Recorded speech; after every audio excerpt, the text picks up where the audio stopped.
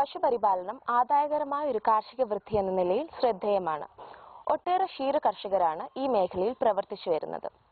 ഇതിൽ നിന്ന് ഏറെ വ്യത്യസ്തമായി സങ്കരയിനം പശുക്കളെ വളർത്തി വൻ ആദായം നേടുന്ന ഒരു ക്ഷീര കർഷകനെയാണ് ഇന്നത്തെ കൃഷിദർശനിൽ നാം പരിചയപ്പെടുന്നത്. കോട്ടയം വൈക്കത്തിനടുത്ത് TV പുരം മാന്തൂവള്ളിൽ ബിജു മാത്യു. 160-ൽ പരം പശുക്കളെയാണ് ബിജു മാത്യു പരിപാലിക്കുന്നത്. പ്രതിദിനം 1600-ൽ ഏറെ ലിറ്റർ പാലാണ് ഇദ്ദേഹത്തിന്റെ പശുക്കൾ ചുരത്തുന്നത്.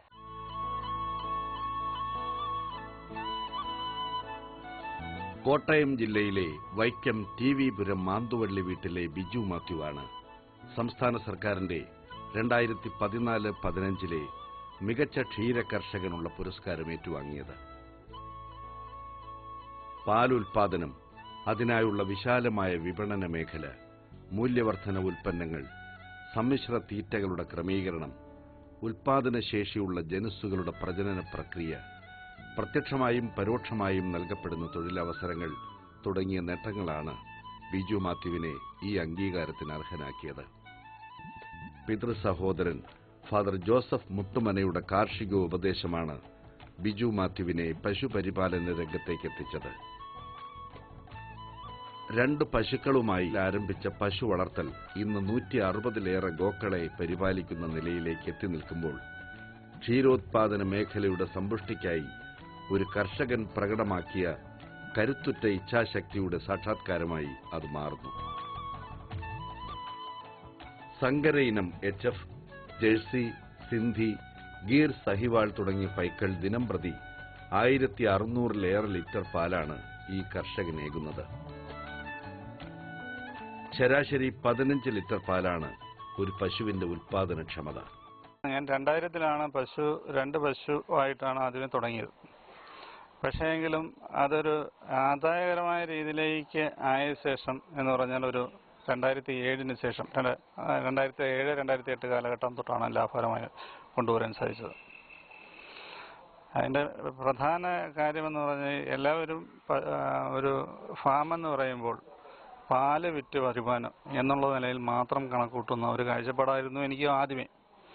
അതിൽ നിന്ന് വ്യത്യസ്തമായി പാല് ഒരു വരുമാനത്തിൻ്റെ ഒരു സ്രോതസ് മാത്രമാണെന്നും പാലിനേക്കാൾ 10 മടങ്ങ് ഗുണനിലവാരമുള്ള കുട്ടികളാണ് ഫാമിൻ്റെ ഒരു പ്രധാന വരുമാന മാർഗമെന്ന് മനസ്സിലാക്കിയതിൽ പിന്നെ ഒരു ബ്രീഡിംഗ് പോളിസി തന്നെ ഇവിടെ ഉണ്ടാക്കുകയും ഒരു ഗുണനിലവാരമുള്ള കുട്ടികളിലേക്ക് വളർത്തിക്കൊണ്ടുവരികയും എങ്കിൽ മാത്രമേ ആ ഫാം പിടിച്ചു നിൽക്കാൻ സാധിക്കുകയുള്ളൂ എന്ന് മനസ്സിലാക്കുകയും ചെയ്തതിൽ പിന്നെയാണ് ഇതൊരു ആദായ മാർഗത്തിലേക്ക് മാറിയത്. ഇവിടെ cross breed HF, cross breed jersey എന്നീ പശുക്കളാണ് കൂടുതൽ. അതുകൂടാതെ തനി ബ്രീഡായ ഗീറുണ്ട്, സഹിവാളുണ്ട്, ജേഴ്സി ഉണ്ട്. ഈ പശുക്കളും ഇവിടെയുണ്ട്. കറവ വറ്റിയ പശുക്കൾ ബിജു മാത്യുവിന്റെ തൊഴുത്തിലില്ല എന്നതാണ് ഇവിടുത്തെ പ്രധാന പ്രത്യേകത. ഇവിടെ എല്ലാ ദിവസവും പാൽ ചുരത്തുന്ന ഗോക്കൾ മാത്രം. കറവ വറ്റുന്ന പശുക്കളെ ഉത്പാദനശേഷിയേറിയ ജനുസ്സുകളിൽ നിന്നുള്ള കൃത്രിമ ബീജസന്ധാരണം നടത്തി ചെന്നൈയോടുകൂടി കർണാടകയിലെയും തമിഴ്നാട്ടിലെയും ഗ്രാമങ്ങളിലേക്ക് എത്തിക്കുന്നു. പശു വളർത്തലിൽ കമ്പമുള്ള ഗ്രാമീണർ ഇവയെ പരിപാലിക്കുന്നു. പരിപാലനത്തിനുള്ള ഒരു നിശ്ചിത പ്രതിഫല തുകയ്ക്കൊപ്പം പ്രസവശേഷം 2 മാസക്കാലത്തേക്ക് പാൽ കറന്നെടുക്കാനുള്ള അനുമതിയും ബിജു മാത്യു ഗ്രാമീണർക്ക് നൽകുന്നു. അവധിക്കാലം ചെലവിട്ട് പാൽ നിറഞ്ഞ അകിടുകളും കിടാങ്ങളുമായാണ് കറവ പശുക്കൾ ബിജു മാത്യുവിന്റെ ഗോശാലയിലേക്ക് മടങ്ങിയെത്തുക. ഈ രീതിയിലൂടെ ഉൽപാദനമില്ലാത്ത പശുക്കൾക്ക് വേണ്ടി സമയവും ഊർജവും പാഴാക്കാതെ ഉത്പാദനം കൂട്ടാനുള്ള സാധ്യതകൾ ബിജു പരമാവധി പ്രയോജനപ്പെടുത്തുന്നു.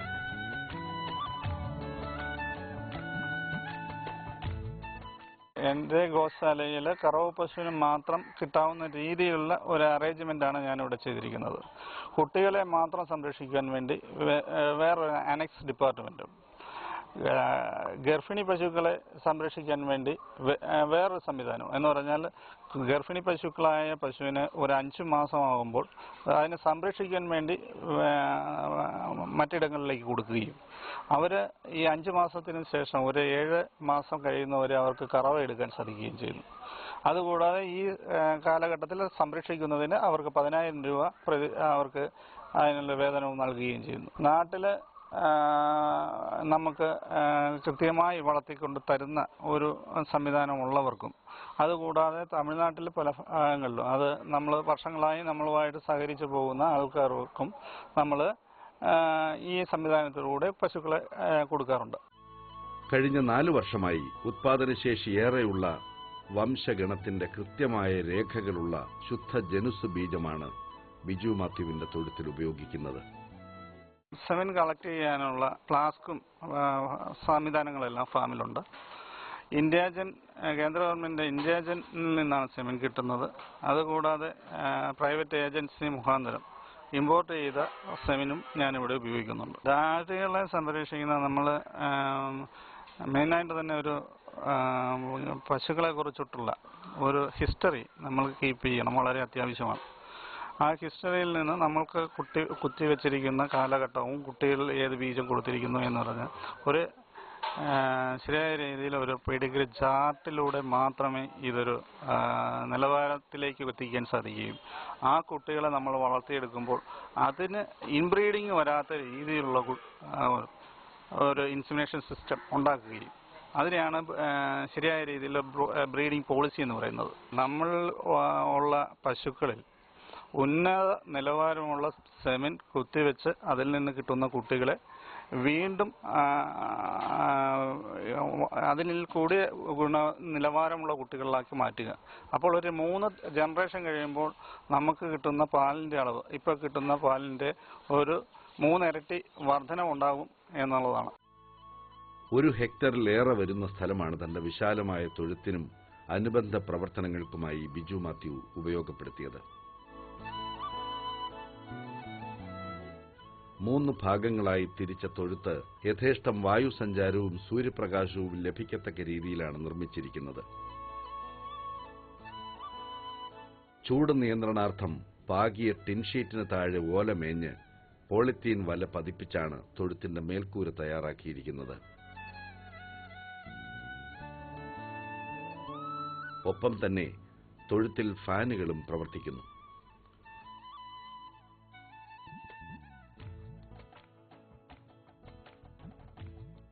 തൊഴുത്ത് നമ്മൾ ഇത്രയും കൂടുതൽ പശുക്കളെ വളർത്തുമ്പോൾ പരമാവധി വായു സഞ്ചാരവും വെളിച്ചവും സൂര്യപ്രകാശവും പരമാവധി തൊഴുത്തിൽ കിടക്കാവുന്ന രീതിയിൽ വേണം തൊഴുത്തിൻ്റെ സ്ട്രക്ചർ ചെയ്യുവാൻ. പിന്നെ കണ്ടമാനം ചൂട് പശുവിനെ അടിക്കാതിരിക്കുവാൻ ഇത് 2 തട്ടുകളായിട്ടാണ്. ഏറ്റവും മുകളിൽ ഷീറ്റ്, അതിൻ്റെ താഴത്തെ ഓല കൊണ്ടുള്ള മേഞ്ഞിരിക്കുന്നു. അതാണ് ഇതിൻ്റെ പ്രത്യേകത. ഫാന് ആവശ്യത്തിന് എയർ സർക്കുലേഷൻ ഉണ്ടാകാൻ ഫാൻ ഇട്ട് കൊടുത്തിരിക്കുന്നു. ഇവിടെ പശുക്കൾക്ക് കൊടുക്കുന്ന തീറ്റകൾക്കും ഒരു പ്രത്യേകതയുണ്ട്. അതിനായി ഒരു പ്രത്യേക കൂട്ട് തന്നെയാണ് ബിജു മാത്യു ഇവിടെ അവലംബിക്കുന്നത്. പുല്ലിനങ്ങളിൽ CO3 തീറ്റപ്പുല്ല്, പ്രാദേശികമായി ലഭിക്കുന്ന നാട്ടുപുല്ല്, വൈക്കോൽ എന്നിവയാണ് ബിജു മാത്യു പശുക്കൾക്ക് നൽകുന്നത്. കമ്പോളത്തിൽ ലഭിക്കുന്ന കാലിത്തീറ്റകളെ പാടെ അവഗണിച്ചുകൊണ്ട് ഫാമിൽ തയ്യാറാക്കുന്ന പോഷകപ്രദമായ ഒരു പ്രത്യേക കാലിത്തീറ്റയാണ് ഈ ക്ഷീരകർഷകൻ തന്റെ കാലികൾക്ക് കൊടുക്കുന്നത്. ബീർ വേസ്റ്റ്, കപ്പപ്പൊടി, ചോളമാവ് എന്നിവ ചേർത്തിളക്കി അതിൽ കാൽസ്യം പൗഡറും ഉപ്പും കലർത്തി ആവശ്യത്തിന് വെള്ളവും ചേർത്ത് തയ്യാറാക്കുന്ന മിശ്രിതമാണ് ബിജു മാത്യുവിന്റെ ഈ പ്രത്യേകതരം കാലിത്തീറ്റ.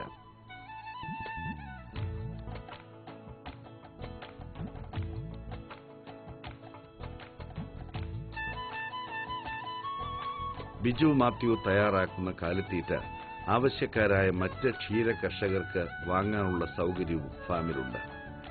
തീറ്റ പ്രധാനമായ ആഹാരം പുൽകൃഷിയിൽ നിന്ന് മാത്രമേ ഇതൊരു ലാഭകരമായ രീതിയിലേക്ക് പശുവിനെ വളർത്താൻ സാധിക്കുകയുള്ളൂ എന്ന് എനിക്ക് മനസ്സിലാക്കുകയും കുടുംബശ്രീ കൂട്ടായ്മയിലൂടെ സ്ത്രീകളിൽ നിന്ന് പുല്ല് കൃഷി ചെയ്ത് നമ്മൾ അവരിൽ നിന്ന് തിരിച്ചു വാങ്ങുകയും ചെയ്യുന്ന പ്രധാനമായ ആഹാരം പുല്ലാണ് നമ്മൾ കൊടുക്കുന്നത്. അതുകൂടാതെ ബിയർ വേസ്റ്റ്, ചോളത്തൊണ്ട്, കപ്പ വേസ്റ്റ്, പരുത്തി പിണ്ണാക്ക് ഇവ ചേർത്ത്, അതുകൂടാതെ മിനറൽ മിക്സ്, ആവശ്യമുള്ള മിനറൽ മിക്സറും ചേർത്തിട്ടുള്ള ഒരു മിശ്രിതം ആണ് ഞാനിവിടെ പ്രധാനമായും പശുവിന് കൊടുക്കുന്നത്. പ്രോട്ടീൻ അടങ്ങിയിരിക്കുന്ന പരുത്തി പിണ്ണാക്ക് ഒരു പശുവിന് 1 കിലോ കിട്ടുന്ന രീതിയിലും, ബിയർ വേസ്റ്റ്, കപ്പ, ചോളം എന്നിവ അടങ്ങിയ മിശ്രിതം ഒരു 5 കിലോ ഒരു പശുവിന് കിട്ടുന്ന രീതിയിലും, അങ്ങനെ 6 കിലോ തീറ്റ ഒരു നേരം, അങ്ങനെ 3 നേരമാണ് ഇവിടെ തീറ്റ കൊടുക്കുന്നത്. തൊഴുത്തിന്റെ മധ്യഭാഗത്ത് നിർമ്മിച്ചിരിക്കുന്ന കുളത്തിൽ നിന്നുള്ള ശുദ്ധജലമാണ് പശുക്കൾക്ക് കുടിക്കാനായി നൽകുന്നത്. മഴക്കാലത്ത് മഴവെള്ളം ശേഖരിക്കാനുള്ള ഒരു സംഭരണിയായും ഈ കുളം മാറുന്നു. തീറ്റയ്ക്ക് ശേഷം തൊഴുത്തിലെ പുൽത്തൊട്ടി വൃത്തിയാക്കി അതിൽ നിറച്ചു കൊടുക്കുന്ന ജലമാണ് പശുക്കൾ കുടിക്കുക.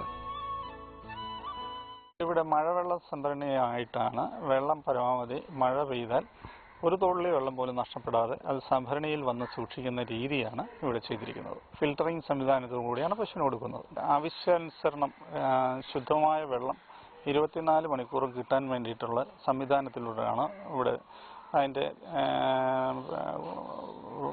വെള്ളം കൊടുക്കുന്ന രീതി. 20 പശുക്കൾക്ക് ഒരാൾ എന്ന നിലയിൽ ഏതാനും അന്യസംസ്ഥാന തൊഴിലാളികൾ പശുപരിചരണത്തിൽ ബിജു മാത്യുവിനെ സഹായിക്കുന്നുണ്ടെങ്കിലും ഓരോ പശുവിനും വേണ്ട പരിപാലന കാര്യങ്ങളിൽ ബിജു മാത്യുവും ഭാര്യ എൽസിയും അതീവ ശ്രദ്ധ ചെലുത്തുന്നു. തൊഴുത്തും പരിസരവും വളരെ ശുചിത്വമായിട്ട് നോക്കുകയാണെങ്കിൽ പരമാവധി അസുഖം ഇല്ലാതെ നമുക്ക് പശു വളർത്താൻ സാധിക്കും. പശുവിന് നാടൻ പശുക്കളെ അപേക്ഷിച്ച് ഇതിന് രോഗപ്രതിരോധന ശേഷി കുറവാണ്. അപ്പോൾ നമ്മൾ വളരെ ശുചിത്വത്തോടുകൂടിയും പശുവിന് നല്ല സമീകൃത ആഹാരം കൊടുക്കുക, പശുവിന് കുറച്ചെങ്കിലും വ്യായാമം നൽകുക, ഇതൊക്കെയാണ് പശുവിൻ്റെ ആരോഗ്യകരമായ രീതിയിൽ വളർത്താൻ സാധിക്കുന്നത്. പശുവിന് നമ്മുടെ കോൺക്രീറ്റ് തറയിൽ നിൽക്കുമ്പോൾ അതിൻ്റെ കൂഫ് തേഞ്ഞു പോകാതിരിക്കാൻ ട്രവർ മാറ്റ് ഇട്ട് കൊടുത്താണ് പശുവിനെ നിർത്തുന്നത്. പശുവിനെ പരമാവധി ഒരുപാട് കുളിപ്പിക്കാതിരിക്കുന്ന രീതി തന്നെയാണ് എപ്പോഴും നല്ലത്. ചാണകം മേത്ത് പറ്റുന്നത് അത് കഴുകിക്കളയുക, വീഴുന്ന ചാണകം അപ്പോൾ തന്നെ എടുത്തു മാറ്റുക. അതായിരിക്കും പശുവിന് ആരോഗ്യകരമായ രീതി. അതുകൂടാതെ പശുവിന് ബ്രഷ് ചെയ്ത് കൊടുക്കുക, ബ്ലഡ് സർക്കുലേഷന് വേണ്ടിയിട്ട് ബ്രഷ് ചെയ്ത് കൊടുക്കുക. അതാണ് ആരോഗ്യകരമായ രീതിയിലുള്ളൊരു പശു വളർത്തൽ. നന്നേ പ്രഭാതത്തിൽ തൊഴുത്ത് വൃത്തിയാക്കി പശുവിനെ കുളിപ്പിച്ച് കറവ ആരംഭിക്കുന്നു. ദിവസവും 2 നേരമാണ് കറവ.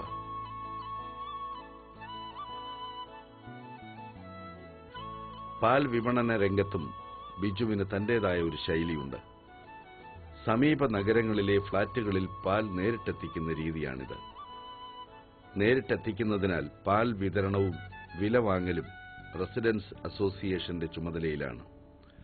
ഫാം ഫ്രഷ് പാലായതിനാൽ ഉപഭോക്താക്കൾക്കും സംതൃപ്തി. വിലയായി നല്ലൊരു തുക കൃത്യമായി ബിജു മാത്യുവിന്റെ ബാങ്ക് അക്കൗണ്ടിലും എത്തുന്നു. ഉത്പാദനം വർദ്ധിപ്പിച്ച ശേഷം വിപണി തിരയുന്നതിന് പകരം ഉറപ്പായ വിപണിക്കായി ഉത്പാദനം വർദ്ധിപ്പിക്കുക എന്ന വ്യത്യസ്ത തന്ത്രമാണ് ഇക്കാര്യത്തിൽ ബിജുവിൻ്റേത്.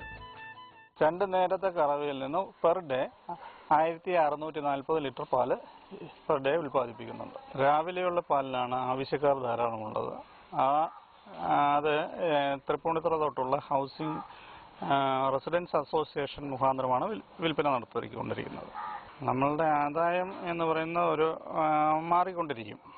അതിൻ്റെ പശുവിൻ്റെ ആരോഗ്യസ്ഥിതി, അതിൻ്റെ പാലിൻ്റെ അളവിൻ്റെ ഘടന എന്നെല്ലാം മാറിക്കൊണ്ടിരിക്കും. എങ്കിലും എനിക്ക് സാമാന്യം ജീവിക്കാനുള്ള വരുമാനം ഇതിൽ നിന്ന് കിട്ടുന്നുണ്ട്. ആവറേജ് ഒരു 6 ലക്ഷം രൂപ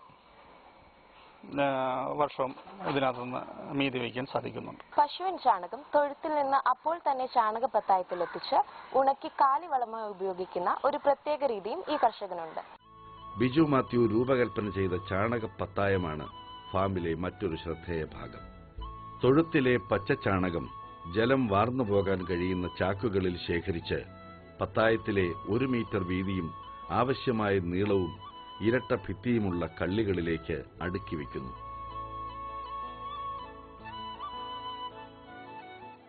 ചാണകത്തിലെ ജലാംശം ഭിത്തിയിലെ ദ്വാരങ്ങളിലൂടെ കുഴലുകളിലേക്കെത്തി തുടർന്ന് ബയോഗ്യാസ് പ്ലാന്റിലേക്കും എത്തുന്നു.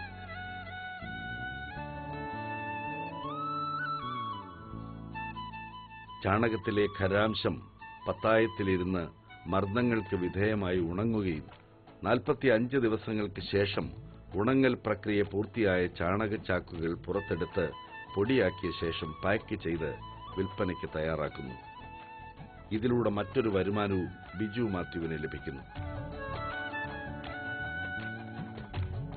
ചാണകം തൊഴുത്തിൽ നിന്ന് അപ്പം തന്നെ കളക്ട് ചെയ്ത് ഡ്രെയിനേജ് സൗകര്യം, വെള്ളം ഒഴുകി പോകാൻ പറ്റുന്ന ചാക്കുകളിലാക്കി വീണ്ടും അത് ഒരു കോൺക്രീറ്റ് പിറ്റിൽ 1 മീറ്റർ മാത്രം വീതിയുള്ള കോൺക്രീറ്റ് അറകളിലാക്കി സൂക്ഷിക്കുകയും 45 ദിവസം കൊണ്ട് അത് ഉണങ്ങിയ ചാണകം നമുക്ക് വിപണനം ചെയ്യാൻ പാകത്തിന് തയ്യാറാക്കുകയും ചെയ്യും.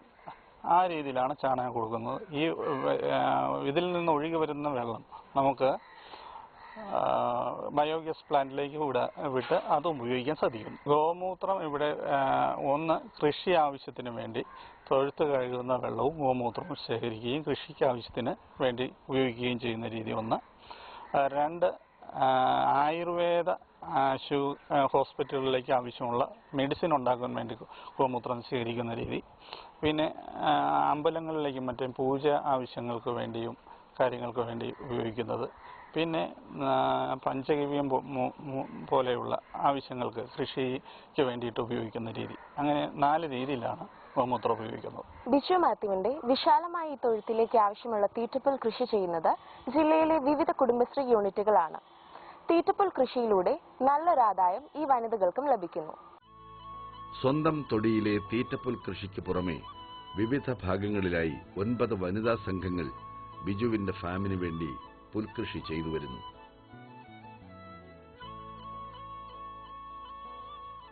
സംഘങ്ങൾ ഉത്പാദിപ്പിക്കുന്ന തീറ്റപ്പുൽ പൂർണ്ണമായും കിലോഗ്രാമിന് 3 രൂപ നിരക്കിൽ ബിജു കൃഷിസ്ഥലത്തെത്തി വാങ്ങുന്നതിനാൽ മികച്ച ഒരു വരുമാനം സംഘാംഗങ്ങളായ വനിതകൾക്കും ലഭിക്കുന്നു. വൈക്കം ക്ഷീരവികസന യൂണിറ്റിൽ വരുന്ന പ്രദേശത്തെ ഒരു ക്ഷീരകർഷകനാണ് ശ്രീ ബിജു മാന്തുപള്ളി. അദ്ദേഹത്തിന്റെ കഠിനാധ്വാനവും ഫാമിൽ കാണിച്ചിരിക്കുന്ന വ്യത്യസ്തതയും ഒക്കെ അയാളുടെ വിജയത്തിന്റെ ഒരു കാരണമാണ്. ഇവിടുത്തെ വ്യത്യസ്തത എന്ന് പറഞ്ഞാൽ അദ്ദേഹം കന്നുകാലികൾക്ക് കൊടുക്കുന്ന തീറ്റ, കാലിത്തീറ്റ ഒഴിവാക്കിക്കൊണ്ട് ബിയർ വേസ്റ്റ്, പച്ചപ്പുല്ല്, സൈലേജ് തുടങ്ങിയ തീറ്റകൾ ഉൾപ്പെടുത്തുന്നു. ഇതുവഴി സാമ്പത്തിക ലാഭം നേടാൻ അദ്ദേഹത്തിന് കഴിയുന്നു. വൈക്കം മേഖലയിൽ തന്നെ പല സ്ഥലങ്ങളിലും വനിതാ ഗ്രൂപ്പുകളെ കേന്ദ്രീകരിച്ചുകൊണ്ട് നമ്മൾ പുൽകൃഷി ചെയ്യുന്നു. അവർ ചെയ്യുന്ന പുല്ലിൽ നിന്നും ഈ ഫാമിലേക്ക് ആവശ്യമായ പുല്ല് സംഭരിക്കുന്നു. ഇദ്ദേഹത്തെ പോലെയുള്ള കൂടുതൽ പശുക്കളുള്ള ഫാമുകൾക്ക് ഉദ്ദേശിച്ചുകൊണ്ട് നമ്മൾ മേഖലയിൽ പല സ്ഥലങ്ങളിലുമായിട്ട് ക്ഷീരവികസന വകുപ്പിന്റെ ഗോപാലിക ഗ്രൂപ്പ് എന്ന പേരിൽ പുൽകൃഷി ചെയ്യുന്നുണ്ട്. ക്ഷീരകർഷകർക്ക് ആവശ്യമായ പുല്ല് ഉൽപ്പാദിപ്പിക്കുകയും അതൊരു വിപണനം നടത്തുകയാണ്. അതിലൂടെ ഈ ഗ്രൂപ്പിനൊരു വരുമാന മാർഗം ഉണ്ടാക്കുക, അത് ലക്ഷ്യമിടുന്നു. പിന്നെ മറ്റ് ക്ഷീരകർഷകരെ സഹായിക്കുക. ക്ഷീരവികസന വകുപ്പിന്റെ നിർദ്ദേശപ്രകാരമുള്ള വിലയ്ക്കാണ് ഞങ്ങൾ പുല്ല് വിപണനം നടത്തുന്നത്. ഇതുവരെ 4000 ടൺ പുല്ല് ഞങ്ങൾക്ക് വിൽപ്പന നടത്താൻ പറ്റിയിട്ടുണ്ട്. ബിജു മാത്യുവിന്റെ തൊഴുത്തിലെ കാമധേനുക്കളുടെ കാതുകളിൽ ഓരോ നമ്പർ രേഖപ്പെടുത്തിയ ടാഗ് ഉണ്ടാകും. ഈ നമ്പർ പ്രകാരം അതാത് പശുക്കളുടെ വംശഗുണം, പാരമ്പര്യം, അസുഖങ്ങൾക്ക് നൽകുന്ന പ്രതിരോധ മരുന്നുകൾ, പാലളവ് തുടങ്ങിയവ അടക്കമുള്ള എല്ലാ രേഖകളും കമ്പ്യൂട്ടറിൽ രേഖപ്പെടുത്തുന്നു. ഒരു ഫാമിന്റെ സംബന്ധിച്ച ഒരു റെക്കോർഡിക്കൽ വളരെ അത്യാവശ്യമായ കാര്യമാണ്. റെക്കോർഡിക്കൽ ഉണ്ടെങ്കിൽ മാത്രമേ നമുക്കത് വേണ്ട രീതിയിൽ പശുവിനെ സംരക്ഷിക്കുന്നതിനും അതിന് കൊടുക്കുന്ന തീറ്റയുടെ ക്രമങ്ങൾ രേഖപ്പെടുന്നതിനും ഗർഭകാലത്തിന്റെ കാര്യങ്ങൾ അറിയുന്നതിനും അതിന് വേണ്ട സമീകൃത ആഹാരത്തിന്റെ ഓരോ സ്റ്റേജിലും ഗർഭകാലത്ത് കൊടുക്കുന്ന തീറ്റ, കുട്ടികൾക്കുണ്ടാകുന്ന തീറ്റ, അതുപോലെ തന്നെ കറവ പശു, അങ്ങനെയുള്ള തീറ്റക്രമങ്ങൾ കഴിക്കുന്നതിനും നമ്മുടെ റെക്കോർഡിക്കലായി നമ്മുടെ കണക്കുകളും കാര്യങ്ങളും സൂക്ഷിച്ചു വയ്ക്കുന്നതിന് ഈ ടാഗ് വളരെ അത്യാവശ്യമാണ്. പശു വളർത്തൽ എന്ന് പറയുന്നത് അതിൻ്റെ പാല് മാത്രമാണ് അതിൻ്റെ ഒരു വരുമാന മാർഗമെന്ന് ചിന്തിച്ച് കൂടാതെ അതിൻ്റെ എല്ലാ മേഖലയിൽ നിന്നും വരുമാനം ഉണ്ടാക്കുകയും ചെയ്താൽ ഒരിക്കലും നഷ്ടം വരുന്ന ഒരു രീതിയല്ല ഇത്. കാർഷിക മേഖലയിലെ അടിയുറച്ച ആത്മവിശ്വാസം, പരമ്പരാഗതവും ആധുനികവുമായ കാർഷിക രീതിക്കൊപ്പം സ്വന്തം ആശയങ്ങളെയും കൂട്ടിച്ചേർത്തുള്ള നിവർത്തനം. പശുപരിപാലന രംഗത്ത് ബിജു മാത്യു എന്ന ക്ഷീര കർഷകൻ ഇങ്ങനെ വേറിട്ട് നിന്ന് മാതൃകയാകുമ്പോൾ നമ്മുടെ ക്ഷീരോത്പാദന മേഖല നേട്ടത്തിന്റെ ധവള പൂർണിമ അണിയുന്ന നാളുകൾ വിദൂരമല്ലെന്ന് തന്നെ പ്രത്യാശിക്കാം.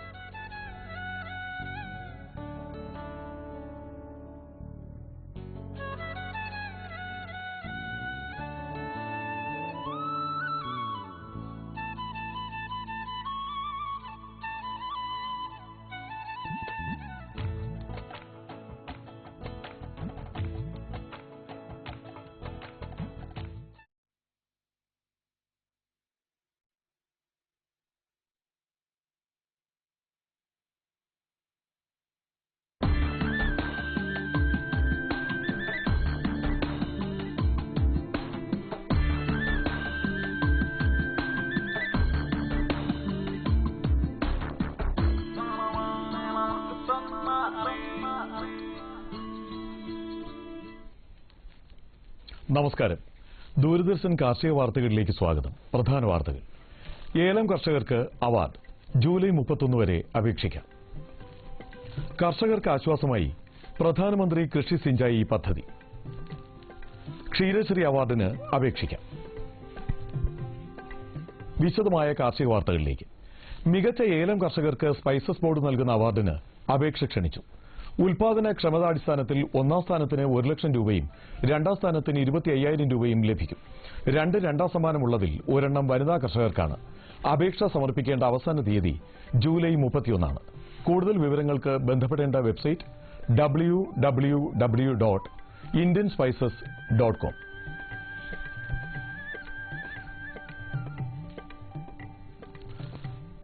പ്രധാനമന്ത്രിയുടെ കൃഷി സിഞ്ചായി യോജന പദ്ധതി പ്രകാരം കർഷകർക്ക് വേണ്ടി നടപ്പിലാക്കുന്ന പദ്ധതികൾ.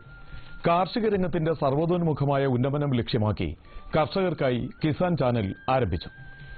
കർഷകർക്ക് SMS വഴി കാർഷിക നിർദ്ദേശങ്ങൾ ലഭ്യമാക്കി. രാജ്യത്തൊട്ടാകെ മെഗാ ഫുഡ് പാർക്ക് എന്ന പേരിൽ 17 ഭക്ഷ്യ സംസ്കരണ യൂണിറ്റുകൾക്ക് അനുമതി നൽകി. 2000 കോടി രൂപ മുതൽ മുടക്കുള്ള ഈ സംവിധാനം രാജ്യത്തെ 12 ലക്ഷത്തോളം കർഷകർക്ക് സഹായമാകും.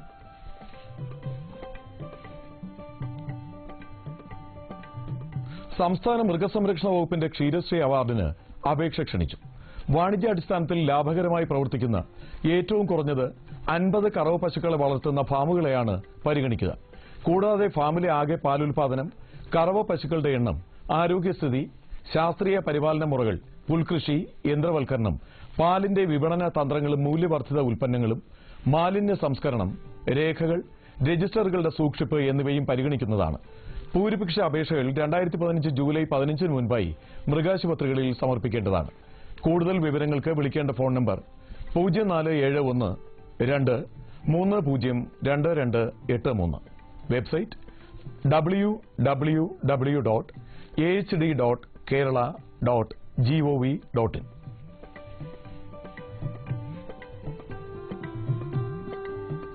തിരുവനന്തപുരത്തെ വെള്ളായണി കാർഷിക കോളേജിൽ ഈ അധ്യയന വർഷം നടത്തുന്ന solid waste management, analytical techniques in soil fertility and crop production എന്നീ ബിരുദാനന്തര ബിരുദ ഡിപ്ലോമ കോഴ്സുകളിലേക്ക് പ്രവേശനത്തിന് അപേക്ഷകൾ ക്ഷണിക്കുന്നു. അപേക്ഷ സ്വീകരിക്കുന്ന അവസാന തീയതി ജൂലൈ 20. വിശദ വിവരങ്ങൾക്കും അപേക്ഷാ ഫോറത്തിനും സന്ദർശിക്കേണ്ട വെബ്സൈറ്റ് www.admission.kau.in.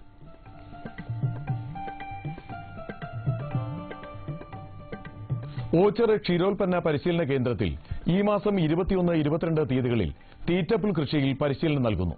കൂടുതൽ വിവരങ്ങൾക്ക് 0476 26 98 550 എന്ന നമ്പറിൽ വിളിക്കുക.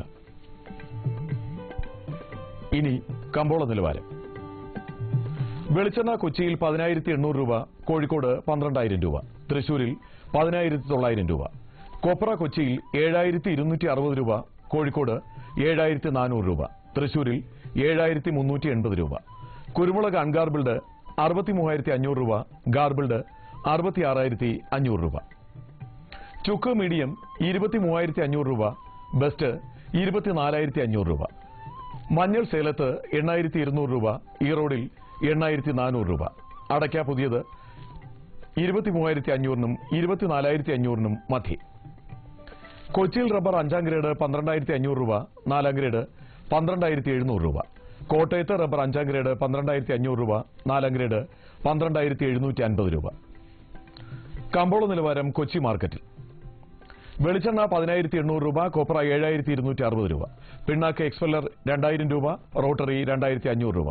കുരുമുളക് അൺഗാർബിൾഡ് 63,500 രൂപ, ഗാർബിൾഡ് 66,500 രൂപ. ചുക്ക് മീഡിയം 23,500 രൂപ, ബെസ്റ്റ് 24,500 രൂപ. അടയ്ക്ക പുതിയത് 23,500 24,500 മധ്യേ. ജാതിക്ക തൊണ്ടൻ 200 250 മധ്യേ. തൊണ്ടില്ലാത്തത് 350 425 മധ്യേ. ജാതിപത്രി 600 850 മധ്യേ. ഗ്രാമ്പു 810 രൂപ. റബ്ബർ RSS 5ാം ഗ്രേഡ് 12,500 രൂപ, 4ാം ഗ്രേഡ് 12,700 രൂപ. ഒട്ടുപാൽ 8,700 രൂപ, ലാറ്റക്സ് 11,000 രൂപ. കമ്പോള അവലോകനം. കർഷകർ മഴ മൂലം റബ്ബർ ടാപ്പിംഗിൽ നിന്നകന്നത് വിപണിയിലേക്കുള്ള ലാറ്റക്സ് നീക്കത്തെ ബാധിച്ചു. കിലോ 112 രൂപയിലാണ് ലാറ്റക്സ്. റബ്ബറിന്റെ താഴ്ന്ന വില മൂലം വൻകിടത്തോട്ടങ്ങളും നിർജീവാവസ്ഥയിലാണ്. 4ാം ഗ്രേഡ് കിലോ 130 രൂപയിലാണ്. രാജ്യാന്തര വിപണിയിലും ഇന്ന് റബ്ബർ വില താഴ്ന്നു. പ്രതികൂല കാലാവസ്ഥ മൂലം നാളികേര വിളവെടുപ്പ് തടസ്സപ്പെട്ടിട്ടും കൊപ്ര വില ഉയർന്നില്ല. മില്ലുകാർ വെളിച്ചെണ്ണ റിലീസിംഗിന് ഉത്സാഹിച്ചത് വിലക്കയറ്റത്തിന് തടസ്സമായി. ഉത്തരേന്ത്യയിൽ നിന്ന് ചുക്കിന് കൂടുതൽ അന്വേഷണങ്ങൾ എത്തിയത് കണ്ട് കയറ്റുമതിക്കാരും ചുക്ക് സംഭരണം ശക്തമാക്കി. അന്തർ സംസ്ഥാന വ്യാപാരികൾ കുരുമുളക് ശേഖരിച്ചിട്ടും വിലയിൽ കാര്യമായ മാറ്റമില്ല. ശാന്തൻപാറയിൽ നടന്ന ലേലത്തിൽ മികച്ച ഇനം ഏലക്ക കിലോ 843 രൂപയിലാണ്. ഇനി കാലാവസ്ഥ. പ്രധാന നഗരങ്ങളിൽ രേഖപ്പെടുത്തിയ താപനില: കണ്ണൂർ കൂടിയ താപനില 32.3 ഡിഗ്രി സെൽഷ്യസ്, കുറഞ്ഞ താപനില 25.1 ഡിഗ്രി സെൽഷ്യസ്. കോഴിക്കോട് 33, 23.8. കൊച്ചി 31.8, 24.7. ആലപ്പുഴ 31.2, 26.9. പുനലൂർ 31.4, 23. തിരുവനന്തപുരം കൂടിയ താപനില 31.7 ഡിഗ്രി സെൽഷ്യസ്, കുറഞ്ഞ താപനില 25.3 ഡിഗ്രി സെൽഷ്യസ്. ഇതോടെ ഇന്നത്തെ കാർഷിക വാർത്തകൾ പൂർണ്ണമാകുന്നു. നമസ്കാരം.